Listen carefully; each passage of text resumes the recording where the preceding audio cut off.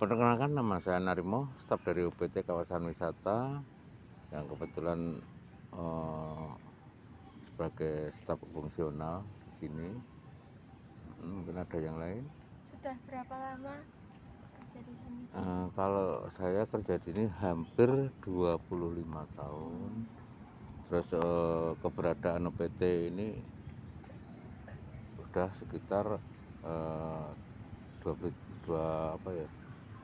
2009 sampai 21, berarti 13 tahun kebetulan dibentuknya UPT Kawasan Wisata ini. Asal usulnya Taman Balai Kambang yang mungkin Oh, kental. Taman Balai Kambang itu kan dulunya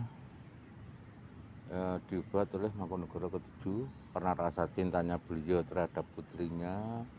Pada waktu itu diberikan suatu hadiah yang merupakan taman air dan hutan kota. Untuk taman air itu dinamakan Partini Duen, untuk hutan kotanya dinamakan Partinahbos. Nah, fungsinya kalau hutan kota itu sebagai paru-paru kota dan resapan air. Untuk taman airnya itu sebagai fungsinya sebagai pada waktu itu sebagai praon dan untuk menggelontor kotoran yang ada di dalam Mangkunegaran ataupun di kota. Dulu kan belum ada DKP. Ya. Jadi kan fungsinya juga untuk menggelontor kotoran itu dan untuk penyiraman. Yang jelas Taman Balai Kambang didirikan pada tahun 1921, tepatnya pada tanggal 26 Oktober 1921 pada masa pemerintahan Mangkunegara ke-7. Nah, sedangkan untuk setelah Mangkunegara ke-8 barulah dibuka untuk umum. Nah, setelah dibuka untuk umum itu kan ada ditambahi dari kesenian yang berwujud kesenian ketoprak yang diiringi oleh musik lesung. Jadi belum ada gamelan pada waktu itu. Mungkin ada yang lain. Terus apa masalah yang sering ditemui di sini dari masyarakat?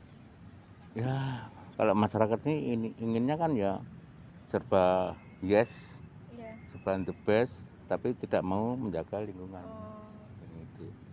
Sehingga kita terkadang kan juga terkendala apa itu begitu dari pengunjung itu kan tidak mengindahkan apa keindahan kita bersama. Mungkin Kendala ada yang perbedaan setelah pandemi pengaruhnya ke Taman Balai Kambang gitu. ya pada masa pandemi ini kita pengaruhnya besar sekali. Kan juga ada batasan-batasan. Pada waktu itu juga anak-anak belum bisa masuk, ibu hamil aja nggak bisa masuk. Terus mulai tahun 21 kemarin anak-anak bisa masuk asalkan orang tua sudah divaksin. Ya. Itu, tapi tetap kita masih melaksanakan sesuai dengan prokes dan scan peduli lindungi. Jadi anak-anak bisa masuk asalkan orang tua sudah divaksin. Tapi untuk sementara ibu hamil dan lansia belum diperkenankan. Itu selama pandemi ya memang pengaruhnya besar sekali.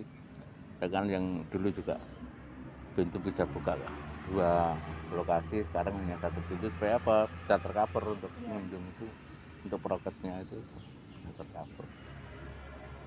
Mungkin ada yang lain. Untuk seni ketoprak itu apakah rutin dilakukan? Kalau kesenian yang ada di sini secara rutinitas setiap malam minggu itu kesenian ketoprak. Kita masih mempertahankan budaya lokal.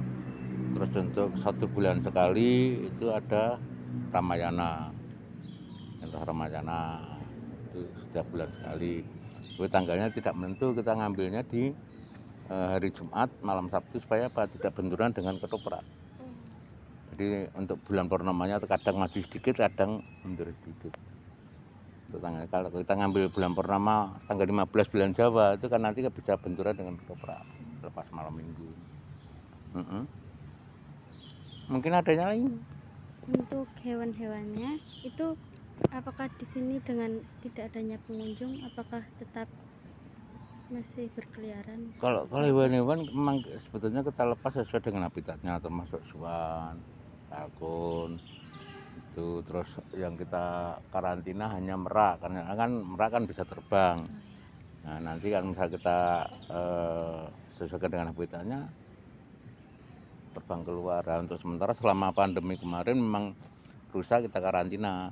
Masuk dan tujuannya apa? Pada waktu itu kan anak-anak belum bisa masuk ke taman tapi bisa ngasih makan dari luar pintu gerbang. Kan kita karantina di situ sampai sekarang itu masih kita karantina. Itu kan tujuannya apa? Kadang kan anak-anak main di sini tapi pada waktu itu kan nggak boleh masuk, sehingga bisa kasih makan dari luar pintu gerbang. Itu. Udah cukup. Berdasarkan observasi yang telah dilakukan, kondisi impian terkait Taman Balai Kambang adalah lingkungan Taman Balai Kambang yang tidak ada sampah berserakan, bersih dan rapi, sehingga dapat enak dipandang. Oleh karena itu, kami melakukan aksi nyata dengan membuang sampah-sampah yang berserakan di tempat sampah dan merapikan tanaman-tanaman yang kelihatannya kurang rapi.